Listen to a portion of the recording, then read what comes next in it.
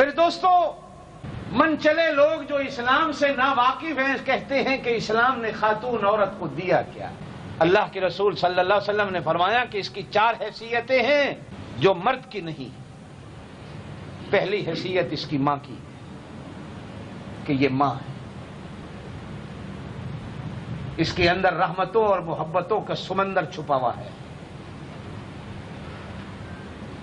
اور کہیں کہیں اللہ نے اپنی رحمت کے ساتھ ماں کی رحمت کی مشابہت دی ہے۔ اور یہ حدیث کا واقعہ ہے، دنیا کا واقعہ بھی نہیں ہے، عام چیز بھی نہیں ہے کہ ایک بچے پر 2 عورتوں کا قبضے کا کیس آیا، وہ کہے یہ میرا ہے، وہ کہے یہ میرا ہے، اور یہ حدیث کے اندر ایک بچے پر 2 عورتوں کا دعویٰ ہے، وہ کہتی ہے یہ میرا ہے، وہ کہتی ہے یہ میرا ہے۔ فیصلہ اس وقت کے کورٹ میں جا پہنچتا، اور کورٹ بھی کوئی عام نہیں ہے، اللہ کا ایک نبی ہے جس کی عدالت میں کیس پہنچتا۔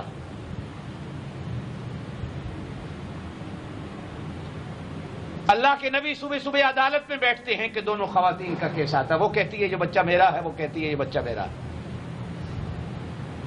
اب حکمت والے، ہر نبی حکمت والا ہوتا، حکمت والا نبی جج کی کرسی پہ جب بیٹھتا ہے تو کس طرح حکمت کا فیصلہ ہوتا کہ فرمایا بھائی سپاہیوں کو کہا کہ ایسا کرو، بچے کو عدالت کے فرش پہ لٹا کر تلوار لے کر اس کے 2 ٹکڑے کر دو، آدھا اس کو دے دو، آدھا اس کو دے دو، ویسے ان کا کیس ختم نہیں ہوگا۔ جب نبی یہ کہتے ہیں تو اصل جو ماں تھی وہ چیخ پڑتی ہے، کہتی ہے اللہ کے نبی اس کے ٹکڑے نہ کرو، اسی کو دے دو، میں اپنے بچے کو صحیح سلامت تو دیکھ لیا کروں گی۔ اللہ کے نبی فیصلہ کر بیٹھے کہ اسی کا بچہ ہے۔ اب پتہ چلا اسی کا ہے جس نے کہا کہ ٹکڑے نہ کرو، جس کا نہیں تھا اس کے دل کے اندر سے تو سمندر وہ رحمت اور محبت والا جو ہے جوش نہیں مارتا، جس کا تھا اس کے اندر کا محبت کا سمندر جوش ڈالتا کہ صاحب اس کے ٹکڑے نہ کرو، اس کے حوالے کر دو، چلو میں کبھی کبھی دیکھ لیا کروں۔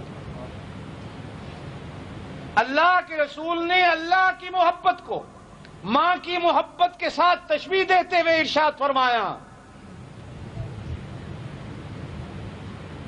کہ اللہ کو اپنے بندوں کے ساتھ 100 میں سے 99 درجہ محبت ہے، اور اللہ نے اگر اس محبت کو بانٹا ہے تو 100 میں سے 1 حصہ اللہ نے اپنی محبت کا اس بندے کی ماں کو دیا، اور کسی کو اللہ نے نہیں دیا۔ فرمایا پہلا مقام اس کا ماں کا،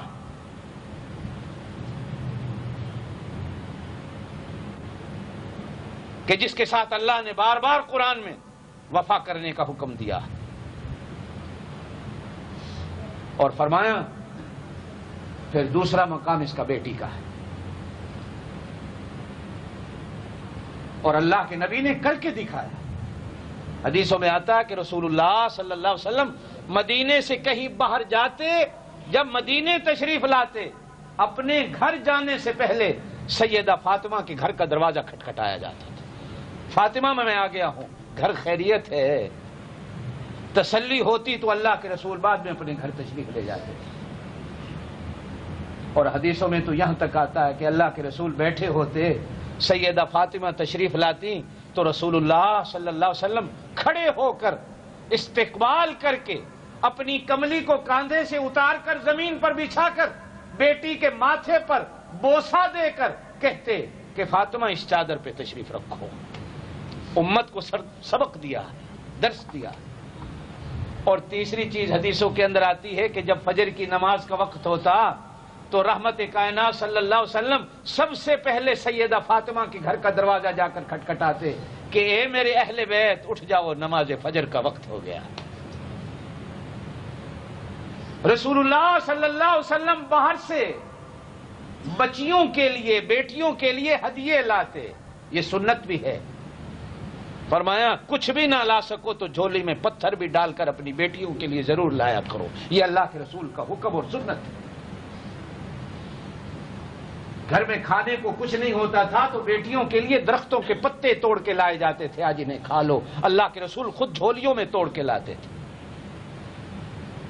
سفر سے واپس آتے تو بیٹیوں کے لیے ہدایہ لایا جاتے، ہدیے لائے جاتے، تحفے لائے جاتے، لا کر دے کر امت کو قیامت تک کے لیے بتایا کہ بیٹیاں اس قابل ہوتی ہیں کہ اللہ کا نبی بھی ان کے لیے بازار سے چیزیں لاتا ہے۔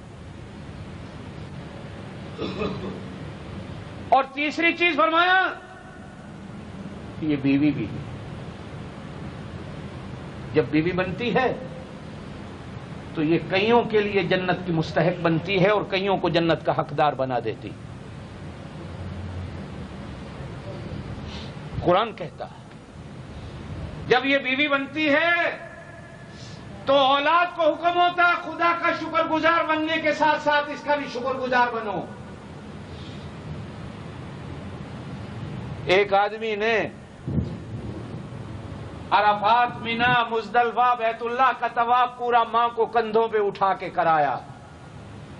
حاجی جانتے ہیں کتنی دقتیں کتنی تکلیفیں ہوتی ہیں، لیکن سارا حج موڈھے پہ کرایا ماں کو اٹھا کے۔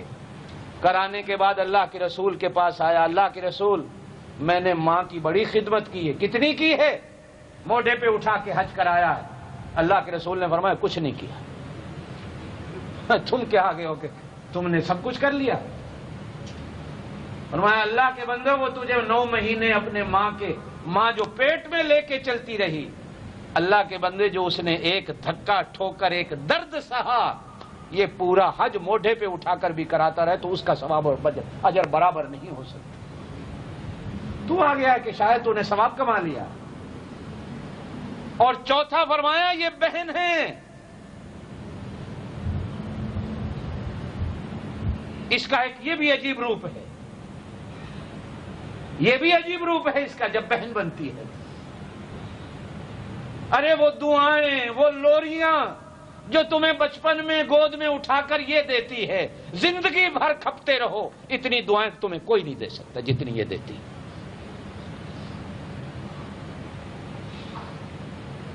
یہ اللہ کی نازک مخلوق تمہیں دعائیں دے، ان کے حقوق کا خیال